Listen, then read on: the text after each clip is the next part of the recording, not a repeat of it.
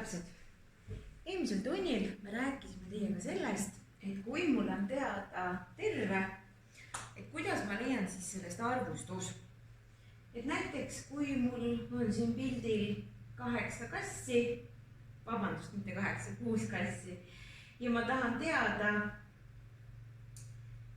palju on sellest 6 kassist 1/3, siis ei olnud vaja teha muud, kui see terve jagada murru nimetajaga ehk selle arvuga, mis on murrujoone all oli, mis näitas, et mitmeks osaks oli jaotatud.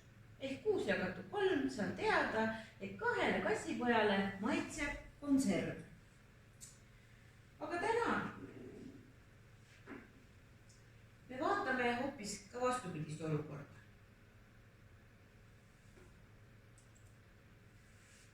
Nii, lapsed värvisid 72 munast ära veerandi. Mitu muna lapsed värvisid? Kuidas ma saan teada, palju on 72-st 1/4?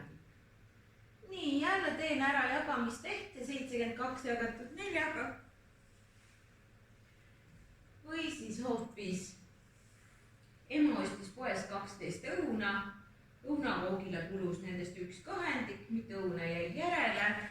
Kehtis jälle see tehtereegel, et 12 tuli jagada selle arvuga ehk nimetajaga, murru nimetajaga ehk teisisõnuga see arv, mis näitas mitmeks oli jaotatud. Nii, ja saame teada, et näe, 6 õuna jäi emal järele. See oli siis meie eelmise tunni teemaks, et kuidas leida tervest osa. Aga täna me lähme otsime hoopis vastupidi.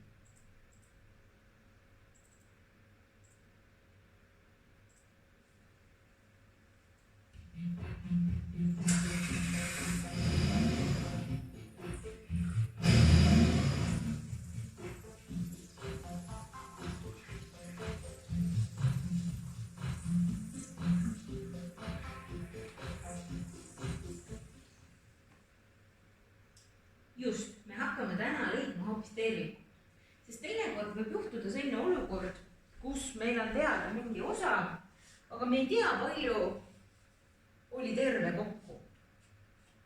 No, kujutame ette näiteks olukorrast, et ema andis igale lapsele 5 eurot. See oli 1/4 rahast, mis tal algus oli. Palju emal alguses raha oli. Vaat seda me hakkamegi nüüd leidma, et kuidas leida osa kaudu tervikut. Ja palun pane pealkirjaks vihikusse terviku leidmine.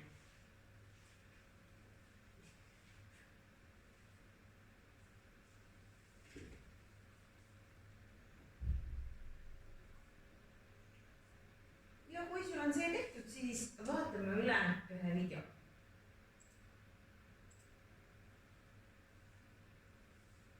Eeva kogub uue jalgratta ostmiseks raha. Tal on 10 eurot juba kogutud. See on veerand vajaminevast rahast. Mitu eurot maksab jalgratas? Teame, et veerand on 1/4 tervikust. Seega Eeval on olemas 1/4 vajaminevast rahast.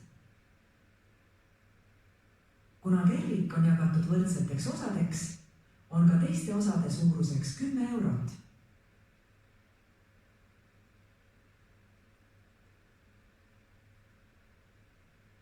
Jalgratta hinna saame, kui korrutame osade arvu ühe osa väärtusega.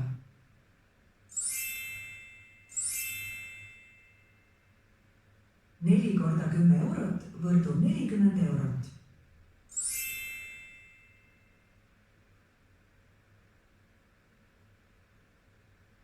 Saime teada, et uus jalgratas, mida Eeva tahab osta, maksab 40 eurot.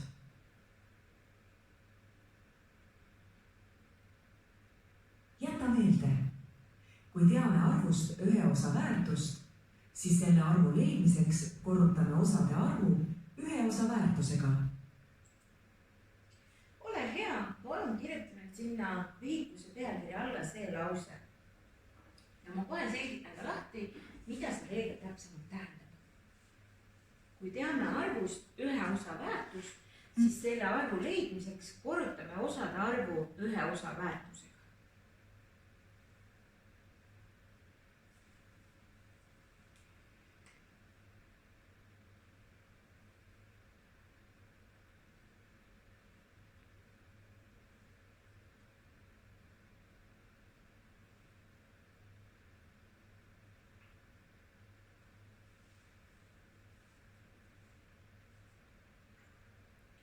Nii, teisisõnu tähendab see seda, et osade arv, see tähendab seda, et mitmeks on jagatud mingisugune arv.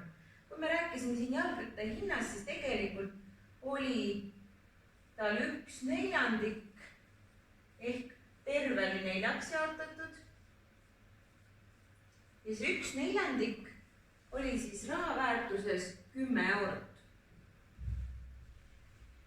Ja sealt edasi tehti siis tehe 4 korda 10 eurot. Ehk teisisõnu, tegelikult terviku leidmiseks ei tee me muud, kui korrutame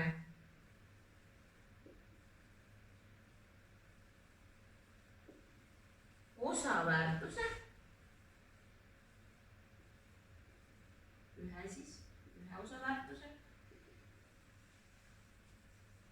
ühe osaväärtuse jälle selle murru nimetajaga.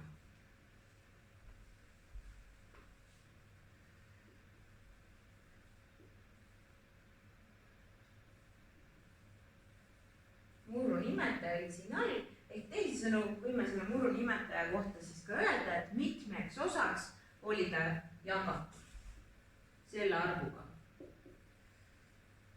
Mitmeks võrdseks.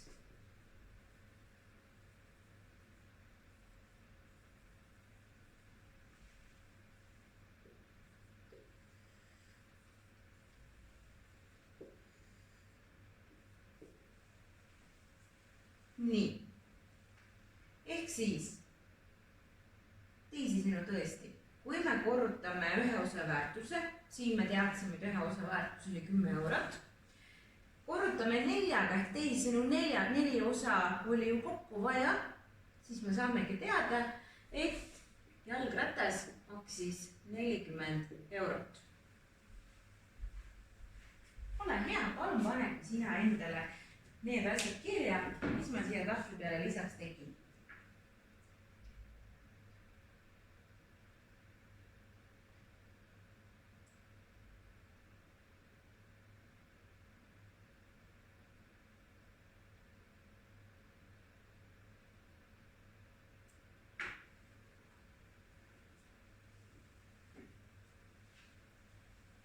Nii, ja kui sul on see kirjutatud, siis harjutame natukene koos. Kuidas seda teha?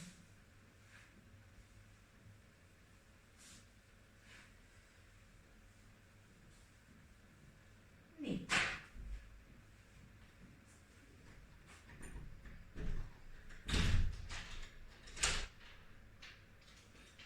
Tere.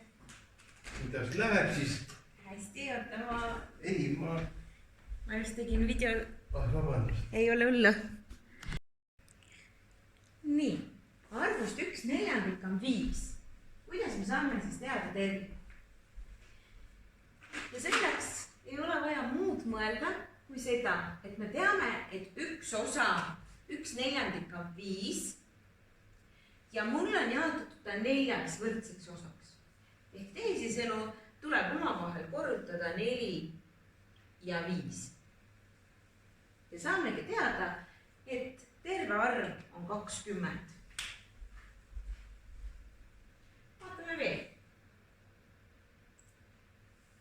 Nii, siin ei ole meil nüüd ette ainult. Arvust 1/2 on 7. Meil on mingi terve arv ja sellest 1/2 ehk pool on 7. Kuidas ma leian terve? Esimene lihtsam moodus, mida me oleme teiega juba õppinud, on see, et ma tean, et on ju 2 osa. See peab 7 olema ja see peab 7 olema. Ja liidan omavahel kokku. See on 14. aga kui mul oleks siin rohkem kui pool, näiteks oleks, et 7 on 1/7 arvust, siis see kokkuliitmine võtab väga palju aega. Siis on lihtsalt teha nii, et jälle 2 ja 7 omavahel korrutan ja saan lihtsa korrutamistehtega kohe teada, et terve on 14.